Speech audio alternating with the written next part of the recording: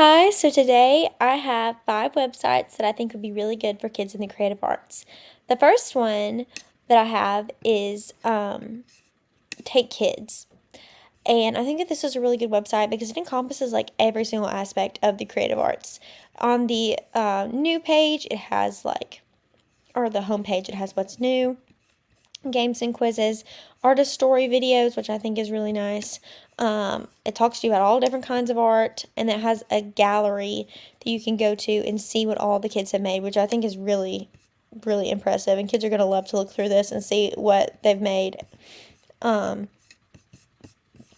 but it's got make under here, so it's got paint and draw, cut and paste, sculpture, art outside, photography, art and technology, performance. So it has really all of the categories for the creative arts. So I think this is a really good encompassing website.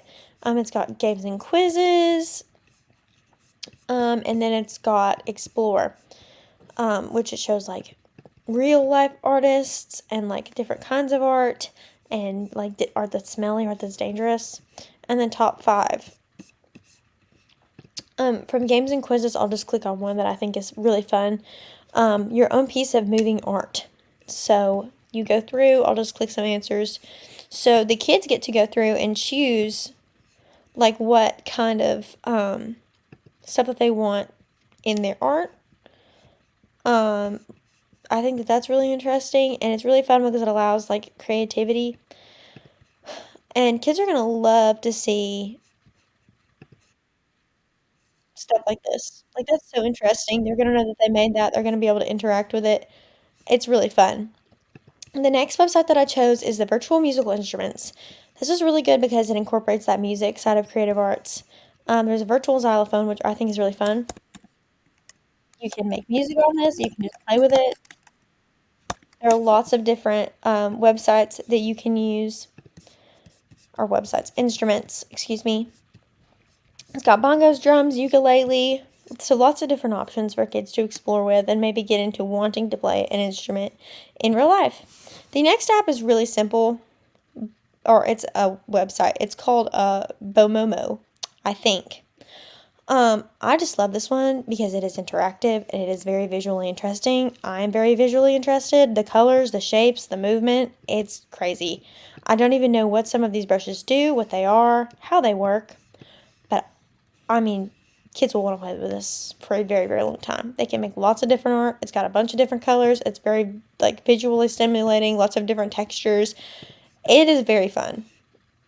Like that is crazy. So they will be able to play with this for a long time. And there's also a mobile app if they don't want to play with it online. So I think this is really fun. Kids will love this. It's just really good to be able to have that expression. The next website is Online Puppets.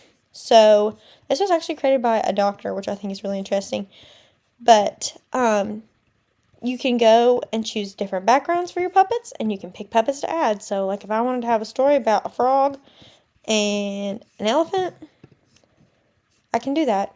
And I can make them jump. I can make them hug each other. They can speak. They can hit each other. And then you can make it full screen. So the kids can tell a story with the puppets, which I think is really, really interesting, and it really brings in that like creative aspect and storytelling aspect of the creative arts.